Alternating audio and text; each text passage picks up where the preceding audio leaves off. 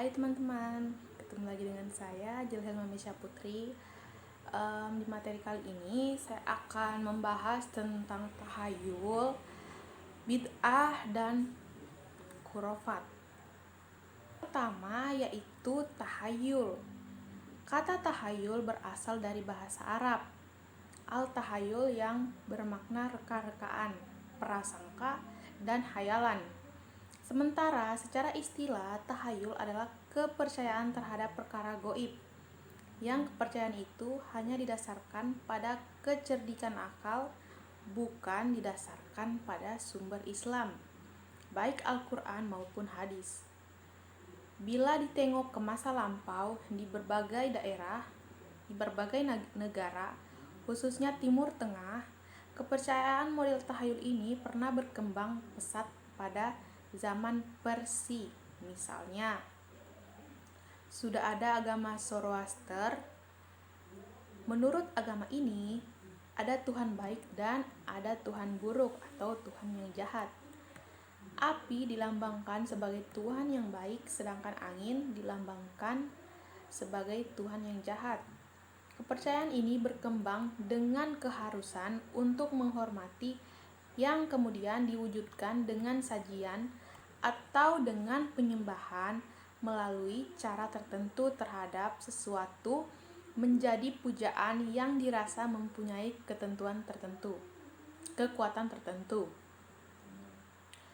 Di Indonesia, tahayul berkembang dan menyebar dengan mudah. Tidak bisa dilepaskan dari pengaruh agama dan kepercayaan lama. Adanya beberapa bencana alam menimbulkan korban, menjadikan manusia berpikir dalam satu bentuk pemujaan dengan harapan bahwa sang alam tidak akan marah dan mengamuk lagi. Kepercayaan animisme dan dinamisme merupakan suatu aliran kepercayaan yang ditimbulkan dari keadaan di atas, seperti kepercayaan pada pohon besar atau keris yang dianggap mempunyai kekuatan tertentu atau benda-benda lainnya. Kepercayaan itu terus berlanjut dan berkembang bersama perkembangan kerajaan-kerajaan Hindu yang menggunakan mistik atau kebatinan sebagai salah satu alirannya. Yang kedua yaitu bid'ah. Pengertian bid'ah yaitu arti bid'ah menurut bahasa ialah segala macam apa saja yang baru atau sesuatu yang diadakan tanpa ada contohnya terlebih dahulu. Dan dalam istilah syariat, bid'ah adalah lawan dari sunnah, yaitu amal keagamaan yang belum ada pada zaman Rasulullah.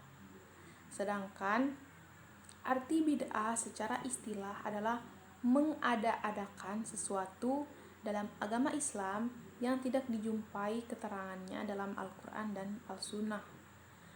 Pendapat senada dikemukakan bahwa bid'ah adalah segala urusan agama yang tidak ada dalil syar'i yang menunjukkan perbuatan tersebut, baik dari Al-Quran maupun As-Sunnah.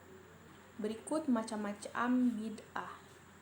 Bid'ah dapat dibedakan menjadi dua jenis, yaitu yang pertama, bid'ah dalam ibadah saja, yaitu segala sesuatu yang diada-adakan dalam soal ibadah kepada Allah Subhanahu wa Ta'ala yang tidak ada contohnya sama sekali dari Rasulullah, baik dengan cara mengurangi atau menambah-nambah aturan yang sudah ada. Nah, yang kedua yaitu bid'ah meliputi segala urusan yang sengaja diada-adakan dalam agama, baik yang berkaitan dengan urusan ibadah, akidah maupun adat. Perbuatan yang diada-adakan itu seakan-akan urusan agama yang dipandang menyamai syariat Islam, sehingga mengerjakannya sama dengan agama itu sendiri. Menurut Syaikh Salih bin Fauzan bin Abdullah Al-Fauzan, dalam konteks ukuran agama bid'ah itu dibagi dua macam. Yang pertama, bid'ah qauliyah i'tiqadiyah, yaitu bid'ah perkara yang keluar dari keyakinan, seperti ucapan orang Jahmiyah, Mu'tazilah, dan Rafidah, serta semua firqah-firqah atau kelompok-kelompok yang sesat, sekaligus keyakinan-keyakinan mereka. Yang kedua, yaitu bid'ah fil ibadah. Bid'ah dalam ibadah seperti beribadah kepada Allah dengan apa yang tidak disyariatkan oleh Allah. Semua bentuk bid'ah tersebut sangat tercela dan tidak boleh dilakukan. Aisyah radhiyallahu anhu menyebutkan bahwa Rasulullah Shallallahu alaihi wasallam pernah bersabda, "Barang siapa yang mengada-adakan sesuatu dalam urusan agama, maka ia ditolak, tidak diterima, dan bid'ah namanya." Hadis riwayat Bukhari dan Muslim. Nah, yang terakhir yaitu khurafat. Pengertian khurafat yaitu kata khurafat berasal dari bahasa Arab al-khurafat yang berarti dongeng, legenda, kisah, cerita bohong, asumsi, dugaan, kepercayaan, dan keyakinan yang tidak masuk akal atau akidah yang tidak benar. Mengingat dongeng, cerita, kisah, dan hal-hal yang tidak masuk akal tersebut umumnya menarik dan mempesona, maka khurafat juga disebut dengan al-hadis al-mustamlah min al-kid, cerita yang menarik dan mempesona. Sedangkan secara istilah, khurafat adalah suatu kepercayaan, keyakinan, pandangan, dan ajaran yang sesungguhnya tidak memiliki dasar dari agama, tetapi diyakini bahwa hal tersebut berasal dan memiliki dasar dari agama. Ada yang memahami bahwa khurafat adalah tahayul atau hal-hal yang tidak masuk akal atau perkara-perkara sulit untuk dipercaya kebenarannya dalam ajaran Islam. Dengan demikian, bagi umat Islam, ajaran atau pandangan, kepercayaan atau keyakinan yang apa saja dipastikan ketidakbenarannya atau yang jelas-jelas bertentangan dengan ajaran Al-Quran dan hadis Nabi dimasukkan dalam kategori khurafat. Nah, masuk ke asal-usul khurafat. Menurut Ibnu Kalabi, awal cerita khurafat ini berasal dari Bani Udrah atau yang lebih populer dikenal dengan Bani Juhainah. Jadi, suatu ketika ada salah seorang dari Bani Juhainah ini pulang ke kampung halamannya. Kedatangannya mengundang banyak anggota Bani Juhainah untuk datang sekedar melihatnya karena sudah lama tak pulang kampung. Dan cerita-cerita yang dikemukakan memang sulit diterima di akal. Namun, cerita yang disampaikan sungguh amat mempesona para hadirin yang mendengarnya. Meskipun cerita itu tidak bisa diterima di akal, namun tidak sedikit di antara hadirin yang mendengarkan secara seksama maupun secara diam-diam mereka mencoba merenungkan kebenarannya. Setibanya di rumah masing-masing, mereka mendiskusikan cerita tersebut dengan sanak, keluarga, dan tetangga terdekat.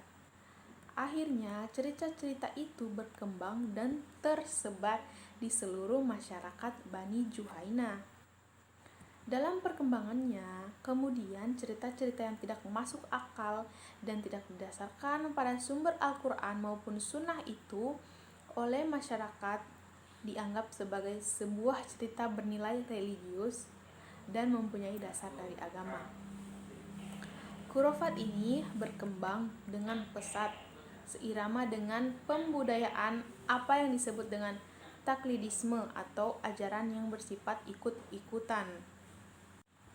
Nah, selanjutnya itu bentuk-bentuk khurafat yang bisa dikategorikan sebagai perbuatan khurafat, yaitu yang pertama, mempercayai bahwa berjabat tangan dengan orang yang pernah berjabat tangan dengan orang yang secara berantai sampai kepada orang yang pernah berjabat tangan dengan Rasulullah akan masuk surga. Yang kedua yaitu mendapatkan barokah dengan mencucuk tangan para ulama. Demikian itu dikerjakan dengan kepercayaan bahwa berkah Allah kepada ulama itu akan berlimpah kepadanya. Yang ketiga, mempercayai kepada ulama tertentu itu keramat serta menjadi kekasih Allah sehingga terjaga dari perbuatan dosa.